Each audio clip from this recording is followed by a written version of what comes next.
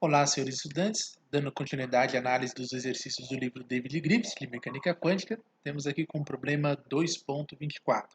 Ele fala: as funções delta vivem sob os sinais de integral, e duas expressões, né, chamada D1 e D2, aqui no caso, envolvem funções delta, são ditas iguais se a integral, né, ele estava dizendo que se a integral de uma dada função, em função de D1, d1x integral de x é igual a esse outro tipo de integral com essa outra função, a mesma função, para cada função comum de f de x.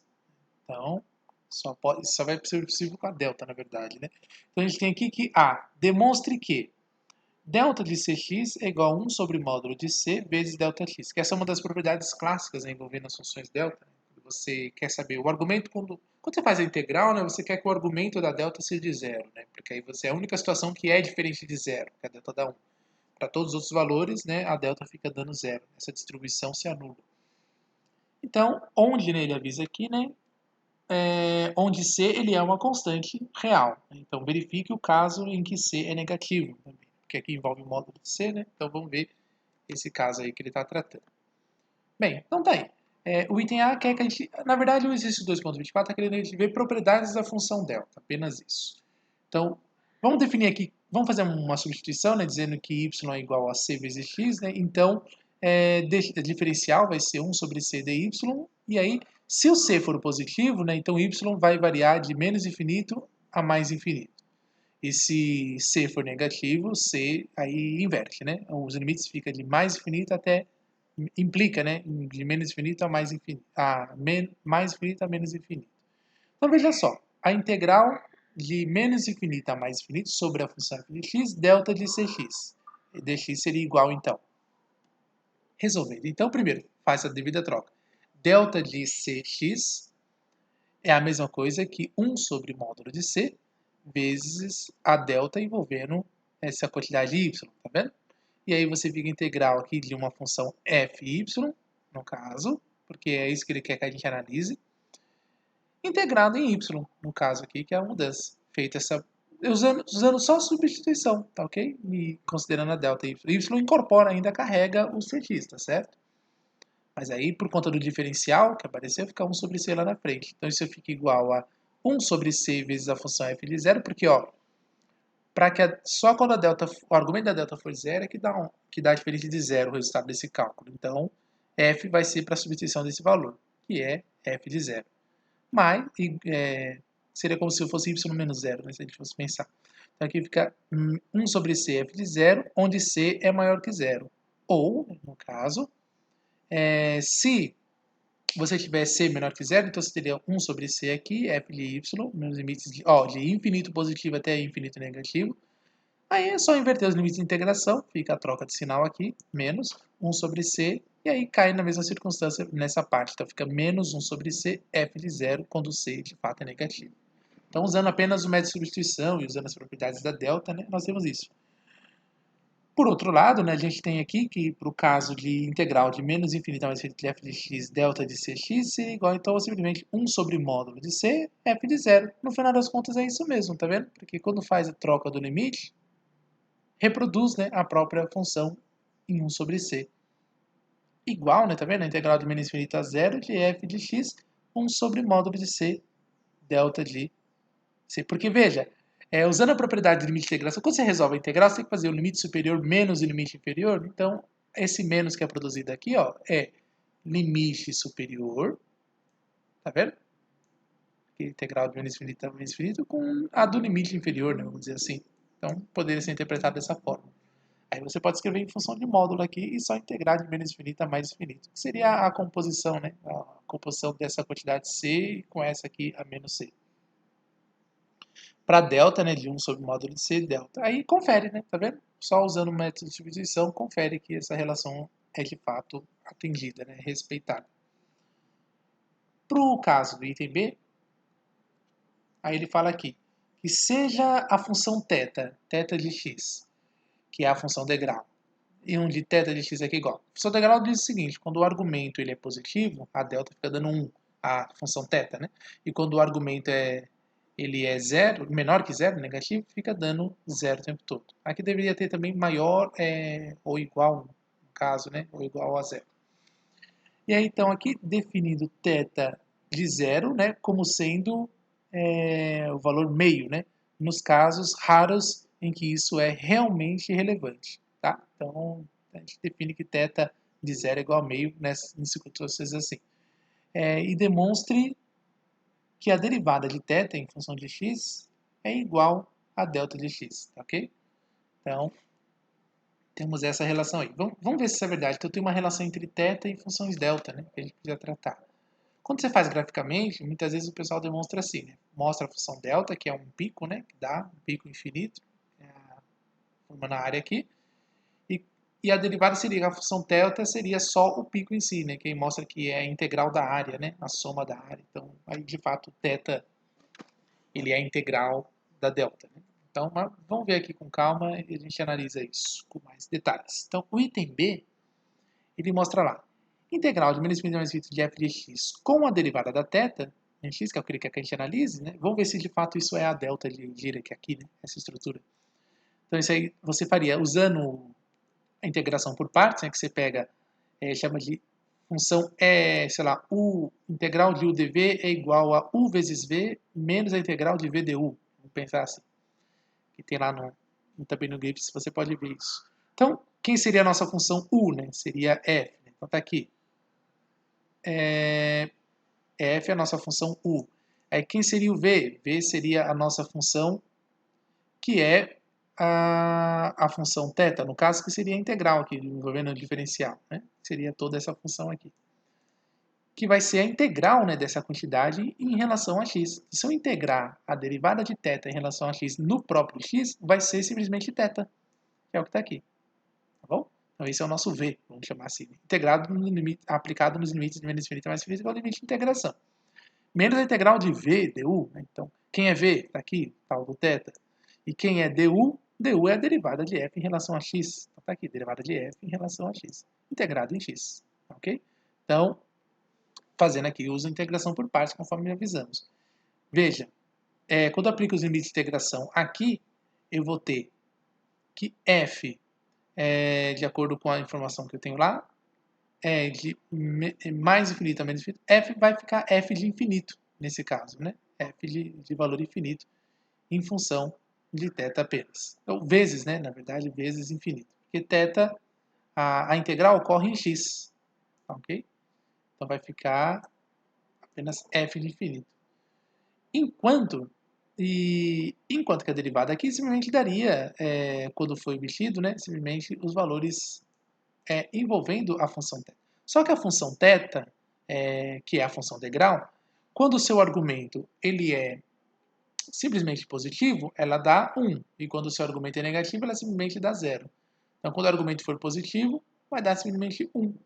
Né, aqui. E quando for 0, simplesmente vai dar 1 também. Então, quando for negativo, né, ela vai dar simplesmente 0. Só fica com a região positiva mesmo. Então, de fato, vai ser simplesmente pegar a função f e substituir no seu argumento o infinito positivo. Porque a região negativa, o θ fica dando 0 o tempo todo. Conforme está definidas as propriedades aqui. Tá ok? Então, só na região positiva. Então, o θ delimita a região positiva para os valores de f de x. Só que, claro, atendendo ao limite de integração, então aqui fica f de infinito. Menos a integral de menos infinito a mais infinito. Ó, veja, olha o que o θ faz. O θ só limita a região positiva, tá vendo? Porque o argumento negativo de θ faz dar zero. O θ fica dando zero. Então a integral fica de zero a infinito. Só que aí sobre essa função, tá vendo? Então essa é a simplicidade que o θ oferece para os cálculos de integração também. Aí fica igual a f de infinito menos, que não necessariamente diverge, tá bom? Se a função for convergente, tipo uma exponencial, por exemplo, e elevado a menos i vezes x, por exemplo, aí converge, dá zero, não tem problema nenhum. Então, nem sempre, não é porque o argumento da função é infinito que a função não converge, tá? Você teria que verificar quem é a função f, né? Teria que saber quem ela é. Mas como aqui estamos de olho nas propriedades do θ em relação a delta, então é o que a gente vai fazer. E aqui você tem, então, f de infinito menos, e aqui? menos por causa aqui, né? Integral de f de x, integral da derivada de f em relação a x sobre x é a própria função f, que aqui é o princípio fundamental do cálculo, se f for uma função contínua. Então, de fato, está aí. Aí, aplicando o limite de integração, que seria f é mais, né? No caso aqui, né? F de 0, tá? Que é o limite superior. Mais porque o substituindo o limite superior menos o limite inferior. Mas como tem esse menos aqui na frente, então inverte aqui, né? Fica menos aqui, mais aqui. Isso é igual, então, ó, veja que interessante. F de infinito menos f de infinito. Isso certeza que dá zero. Mas e aí, se essa função f for divergente, por exemplo, se ela divergir no infinito, olha que interessante o poder da função delta. E a função θ, né, que é a função degrau. Ela mostra que, de fato, tendo como solução, nós temos uma distribuição em função até o infinito, né, da função f, e uma distribuição da função f também aqui até o infinito. Né?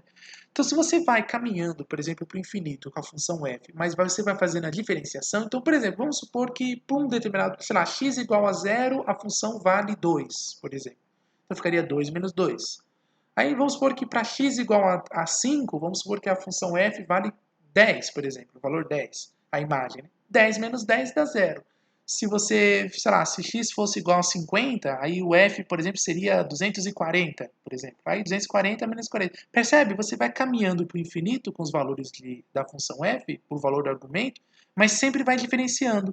Então lá, 1 milhão menos 1 milhão, 1 trilhão menos 1 trilhão, 1 centilhão menos... Né? Você pode ir sempre pensando assim, tá certo? Então, caminhando para o infinito. Então, essa é a ideia de uma distribuição. Então, a delta você deve enxergar, de fato, que é uma distribuição de informação, distribuição de dados.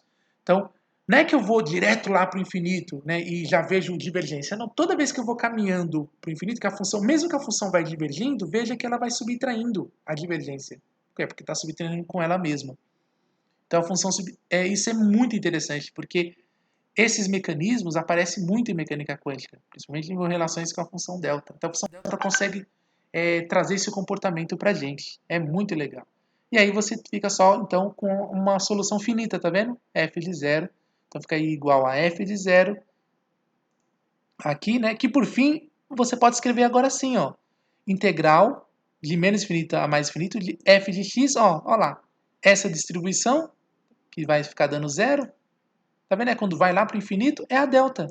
Tá vendo? Isso justifica, né, que de fato a derivada de θ, que é a função degrau, em função da posição no caso, vai dar igual então à função delta. Tá vendo? Então aí está satisfeita essa propriedade.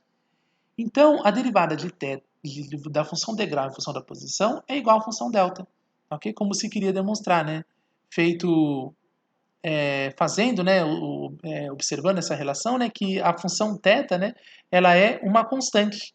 Então, né, a derivada ela deveria ser zero, né? A gente deveria fazer essa reflexão, né? Que é o que ele fala aqui, né? A gente fazer uma reflexão sobre isso. Mas veja só que, exceto para x igual a zero, tá certo? Ela não é constante para x igual a zero, onde a derivada é infinita, tá certo? Ela não é, a derivada de θ não é definida em zero, tá vendo?